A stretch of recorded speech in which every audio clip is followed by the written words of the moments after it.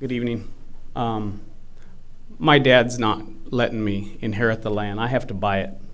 So I just wanted you to know that. So I seen Mr. Petrolakis throw stones at a lady at the Salida.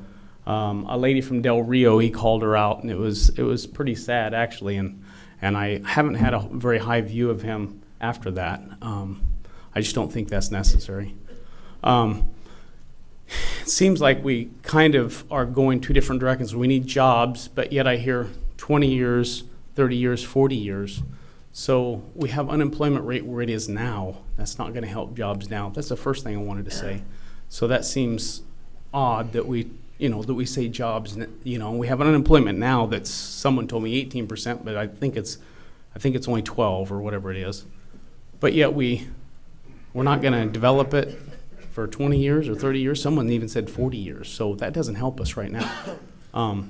The other thing I was confused about, and I actually asked Bill about it, and maybe someone can answer me, the protest vote. The protest vote would be after we go through all the processes, I believe. After it comes back from LAFCO or before it goes to LAFCO, there's a protest vote for the area affected. Is that correct? It can be. State your name too, please. Todd Heinrich. Okay, thanks. Thank you. Once the annexation process starts forward, if LAFCO approves it, you have a chance at that time to. So that's for the area that the line is drawn around. Is that correct? Right. So and and just to be clear, sure, you have to gather signatures. Yes. If you get 25% of the registered voters, right, it goes on the ballot.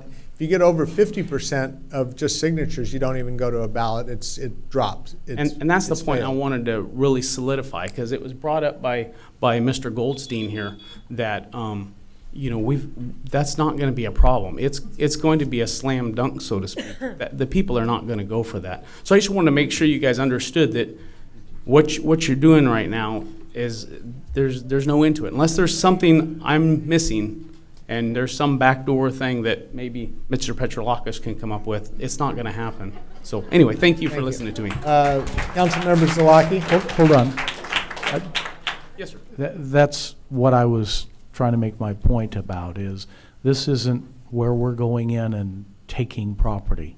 No, I understand that. The landowner that owns the property gets to make that decision. Right.